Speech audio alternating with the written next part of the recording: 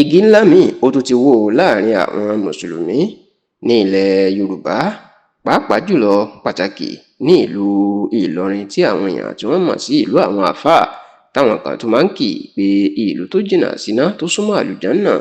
pẹ̀lú bí ọ̀kan pàtàkì lára ògo ìlú Ìlọrin tí ó tún jẹ́ gbajúgbajà àfáà ìyún ọ̀jọ̀gbọ́n Yusuf Lanre Badmus bí bàbá náà bó ṣe jáde láyè ní ọjọ́ Ẹtì tí í ṣe ọjọ́ Friday ọ̀sẹ̀ tó kọjá, èyí tí í ṣe 30 nínú oṣù kínní ọdún 2026 tá a wà yìí, the 30th of January 2026, tó sì jẹ́ pé wọ́n ti sìnkú bàbá náà ní ọjọ́ kejì ìyún ọjọ́ àbámẹ́ta tí í ṣe ọjọ́ Sátidé ọ̀sẹ̀ tó kọjá, èyí tí í ṣe ọjọ́ tó gbẹ̀yìn nínú oṣù kínní ọdún yìí, the 31st of January 2026, wọ́n ti sìnkú bàbá náà ní ìlànà ẹ̀sìn Ìsìláàmù. Bí wọ́n bá ń sọ ọ̀kan pàtàkì lára àwọn àfáà ilẹ̀ Yorùbá tó sì tún jẹ́ pé àfáà tiẹ̀ ó yàtọ̀ nítorí pé ọ̀mọ̀wé ni,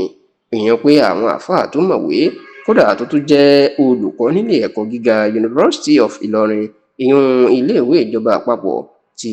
ó wà ní Ìlọrin ní ìpínlẹ̀ Kwara. Òkè téńté lórúkọ ọ̀jọ̀gbọ́n Yusuf Lanre Badmus yóò wà o, bó ṣe wá kàwé tó tí ó ní ìmọ̀ nínú ìmọ̀ ẹ̀kọ́ ilẹ̀ òkèrè tó ń pè ní Western Education. Níṣe ni bàbá náà kò tó fi ọ̀rọ̀ ẹ̀sìn Islam ṣeré o, nítorí pé ògbóǹtarìgì àfáà tó mọ̀ nípa ẹ̀sìn Islam ni,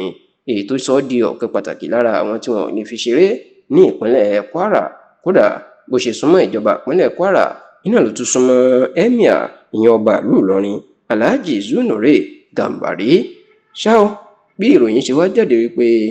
ọ̀jọ̀gbọ́n Yusuf Lanre Badmus ó jáde láyé lọ́jọ́ Friday ọ̀sẹ̀ tó kọjá, níṣe ni ariwo ńlá sọ ní ìlú Ìlọrin àti láàrin àwọn mùsùlùmí káàkiri Nàìjíríà tí wọ́n ń pariwo pé igi ńlá àti òpó ńlá míì ló tún wó nínú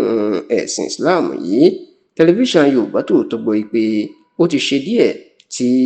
ọ̀jọ̀gbọ́n Lanre Badmus tí àìsàn tó ti ń dà á láàmú èyí tí wọ́n ti ń tọ́jú, tó sì jẹ́ pé ìjọba ìpínlẹ̀ Kwara lábẹ́ gómìnà Abdulrahman Abdulrazak ìlà gbọ́ pé ló ń gbé ìtọ́jú ọ̀jọ̀gbọ́n Lanre Badmus tó fi kú. Kódà gẹ́gẹ́ bí ìmáàmù Màlẹ́ Sheikh Abdullahi bó ṣe tú àṣírí náà láìpẹ́ yìí, ó jẹ́ kó di mọ̀ pé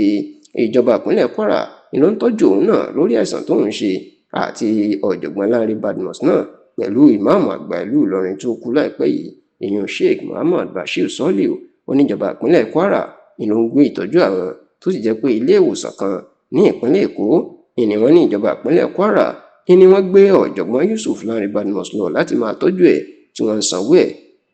sanwó ìtọ́jú ẹ̀ kó tó di pé ọlọ́jọ́ dé lọ́jọ́ Ẹtì tí í ṣe ọjọ́ Friday ọ̀sẹ̀ tí ó kọjá lọ yìí.